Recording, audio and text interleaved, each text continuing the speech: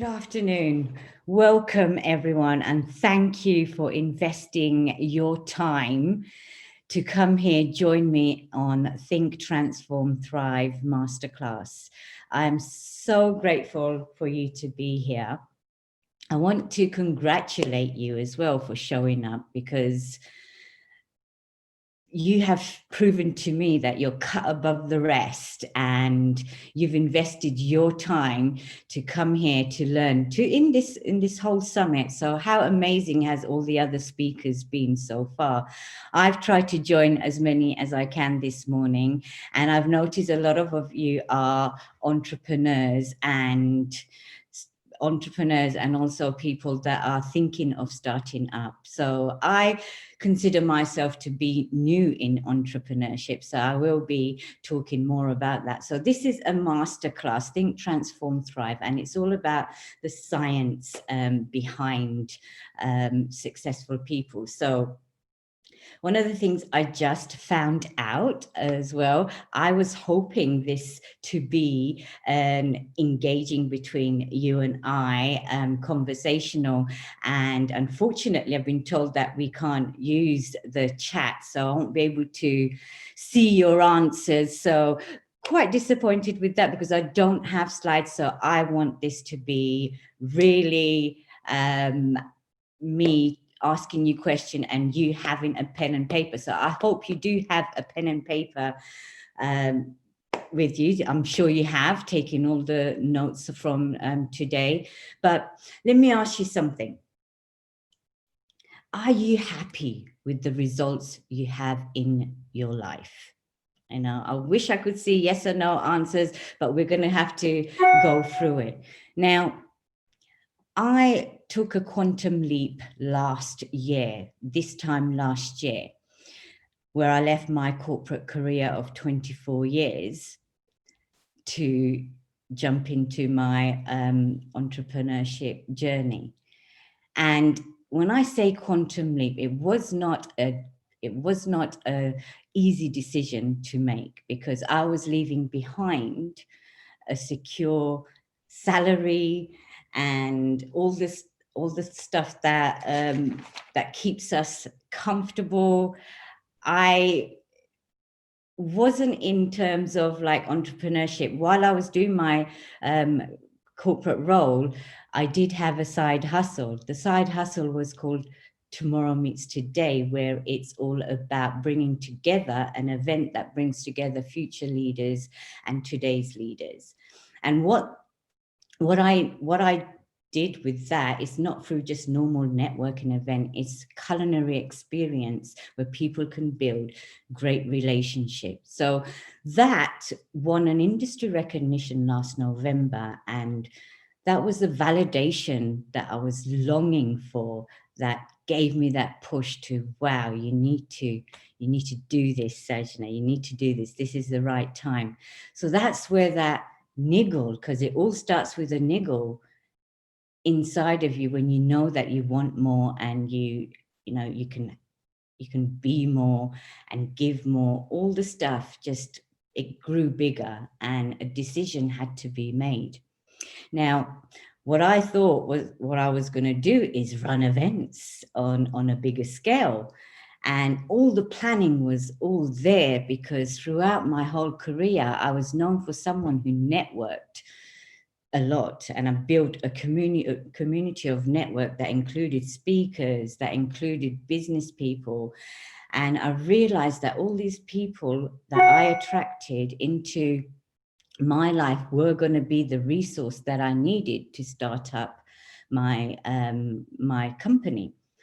So it all went really well, because straight away I wanted to be an international speaker as well. And what happened was, my first opportunity was a client in Saudi Arabia. So that happened pretty much immediately after I made the decision to go and leave, do what I loved doing, was to give people experience, to inspire people to do great in their career, because success is for everybody.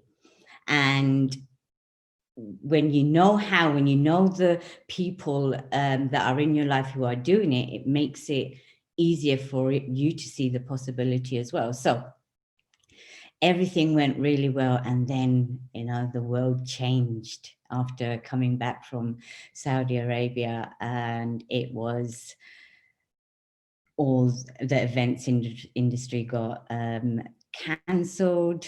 And I was like, oh my God. So the Saturday before lockdown, I was in an event for the Professional Speaking Association, which I'm a member of. And in that event, I had all these like speakers there, including Chris Akabusi. He was sharing, and other speakers were sharing, how the revenue was cut from their the cancellation of all the speaking opportunity they had affected their revenue.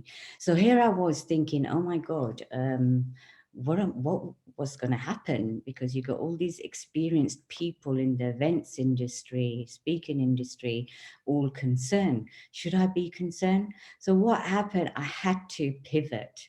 So pivoting is not just my business model. I had to pivot my mindset. So that's what I did. So this is how I came about with investing in a coach myself who's going to help me take things online. So where I was running events with future leaders and today's leaders turned into a coaching program. So that coaching program, Think, Transform, Thrive, launched in June. Now, what I want to talk about is my journey towards making that decision. Now, it wasn't, when I look back at connecting the dots, it was always there. I was quite of a disruptor in my corporate role, and getting myself into trouble and being this energetic vibe. And so many times I've been told to tone down the vibe, because I was always enthusiastic, and I started my career as a receptionist and climbed my way up through networking, through building relationship internally. And one of the things I always used to thrive on is helping other people succeed. So as a leader of teams, I always used to get frustrated when people didn't want to succeed, when people just were happy where they are.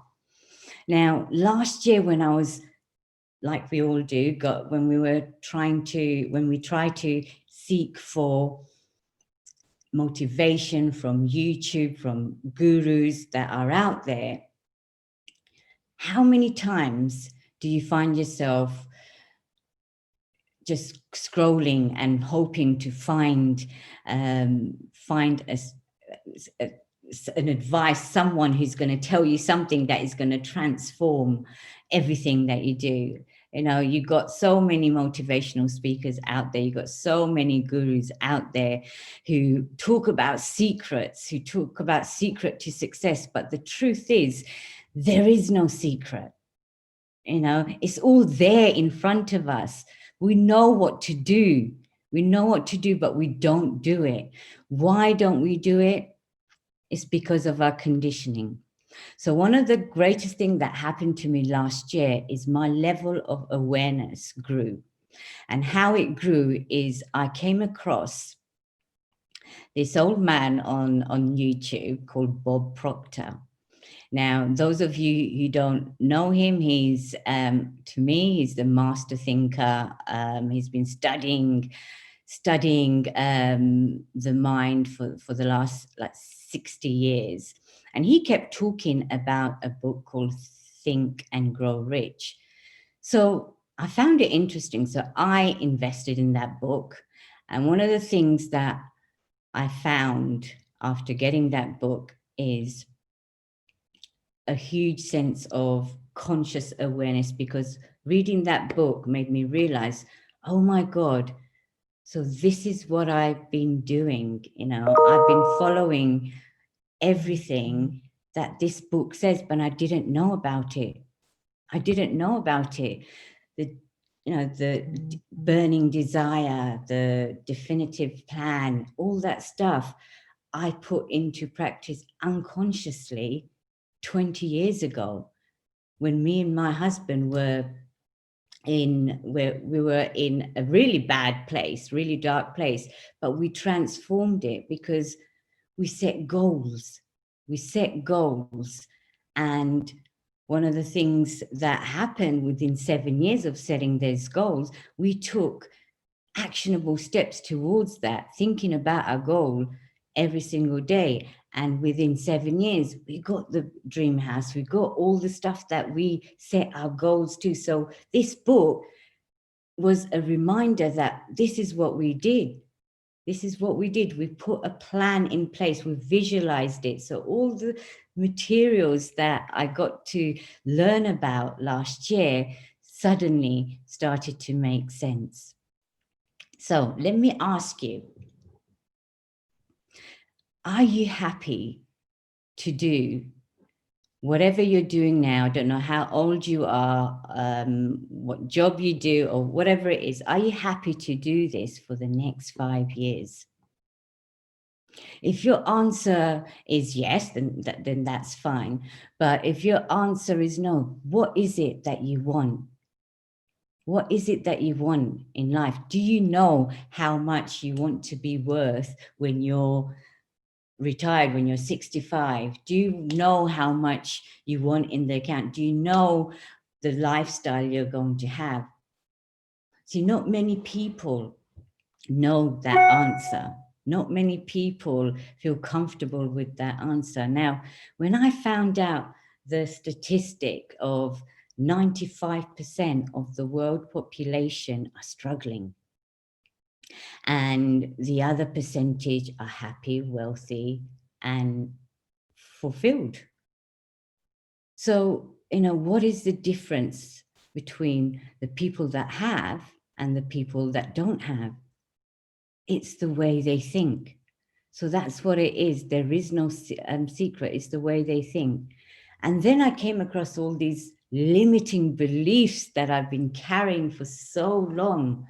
So the quality of our thinking, and it's backed by science, and this is the science part.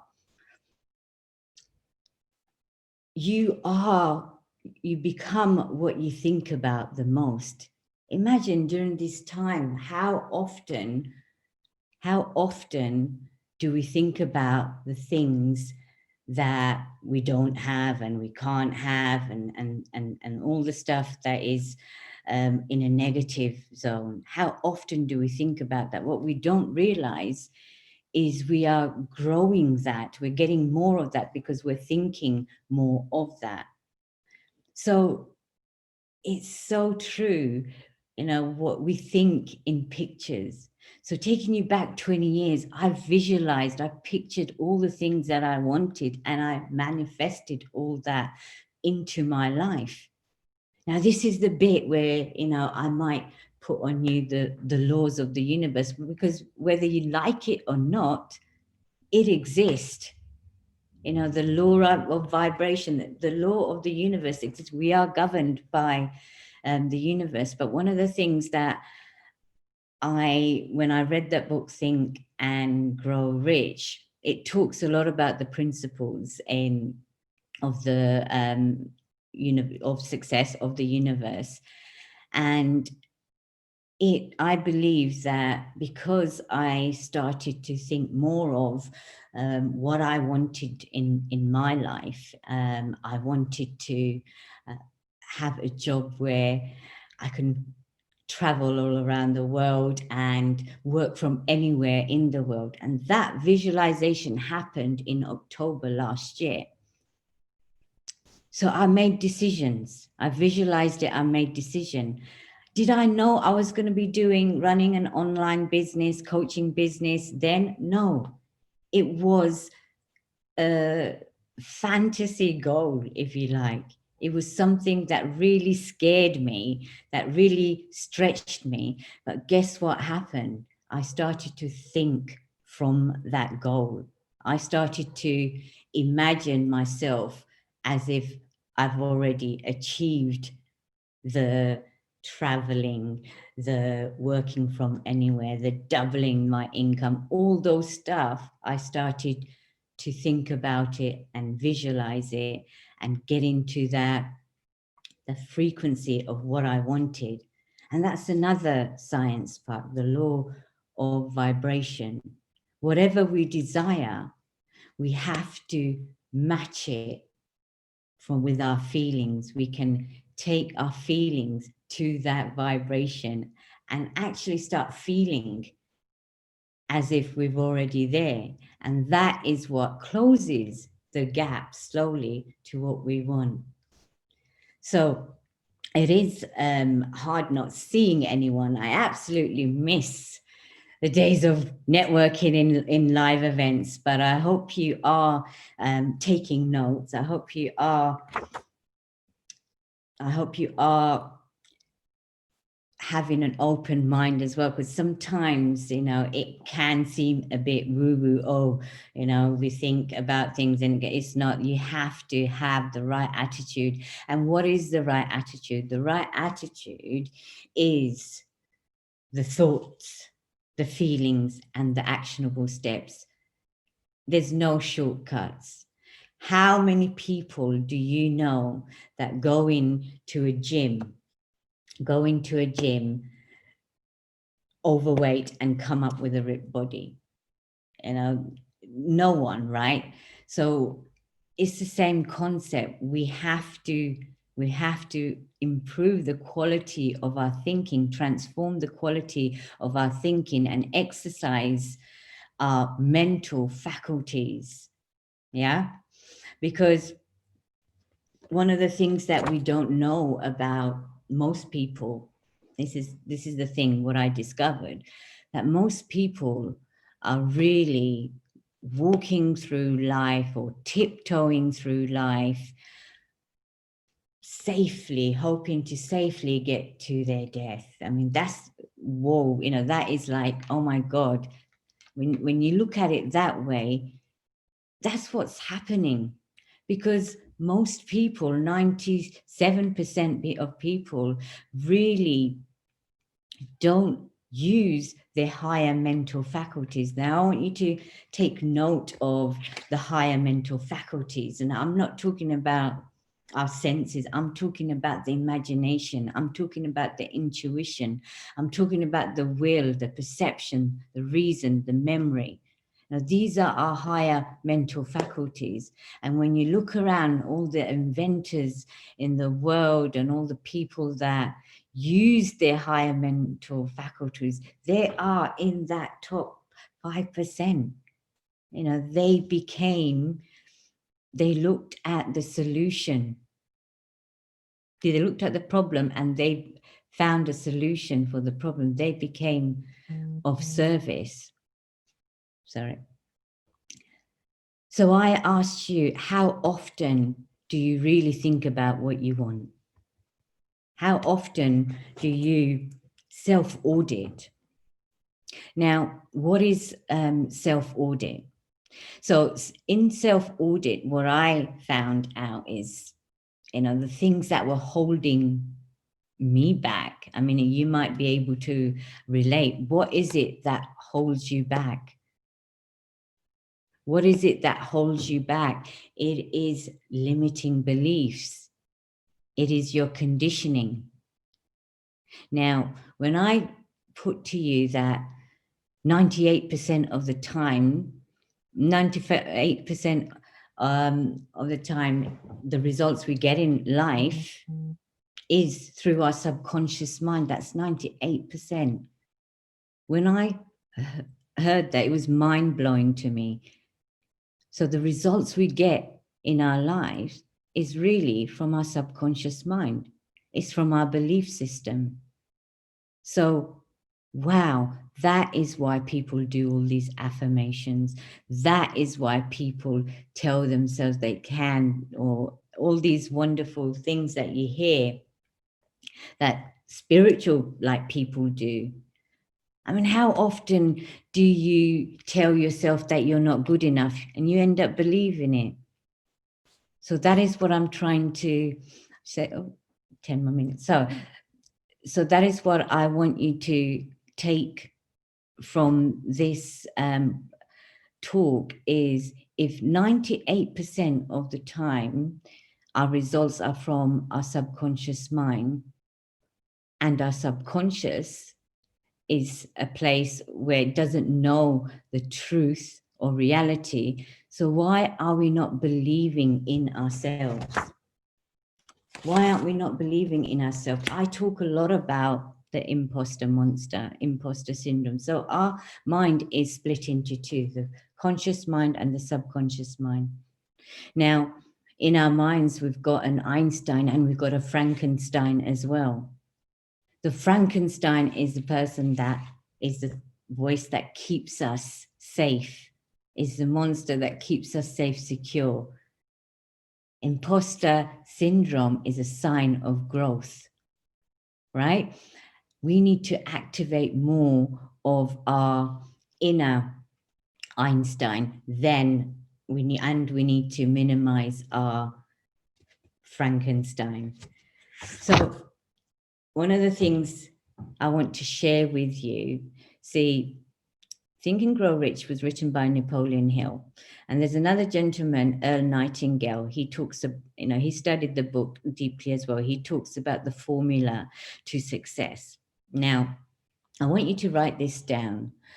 The rewards in life, he says, is a direct proportion of the contribution of the service we provide. Yeah, write that down. And if you're an employee, the formula is, the rewards in life is in direct proportion of the need for what you do, your ability to do it, and the difficulty in replacing you. Yeah. So these are the formulas, and what we don't do a lot of is understand the power of the gold mine that is between our ears. Yeah. Also, through this year, I realized that everyone on this planet is right. They are right from the perception they see the world in. It is all a game of awareness. The higher I'm going in my learning of self-mastery, the more I understand other people.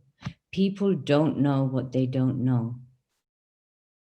It's my mission to raise people's awareness. See, Michael Beckwith talks about, he's another spiritual guru that I admire. He talks about the 4 levels of consciousness. Now I want you to think about which one are you. So number 1 is what happened to me. Number 2 level of consciousness is by me. And number 3 is through me. And number 4 is as me. So 1 is a victim state. Yeah. Most people are living in that animalistic victim stage. When you get to level 2, you're discovering manifesting. So you're writing your goals down, you're manifesting things. It's happening by me. So when you're getting into that through me, you're in another level of awareness where you can actually draw things to you. And when you reach level 4, you're as one, you're connected. And usually these type of people, they can dream things, they act in faith. And that's what I had to do in my beginning journey in entrepreneurship. I had to act in faith because fear is the number 1 reason why people don't really do what they want. Fear, not fear of failure, but fear of success. So it all comes down. It all comes down, so I'm just looking at it all comes down to the decision you need to make. Now, Napoleon Hill talks about the committed decision. The committed decision, he says that the successful people in life make decisions quickly. Yeah. What decision do you need to make? What decisions do you need to make to get to your goals? Now, I'm quite just looking at the question. If only I could see everyone's goals, and what I wanted to do is really talk about your goals that are quantum goals, not the goals that you can achieve, but the goals that are quantum goals, the ones that are going to stretch you, the ones that are going to take you, that ones are going to transform your life. Yeah.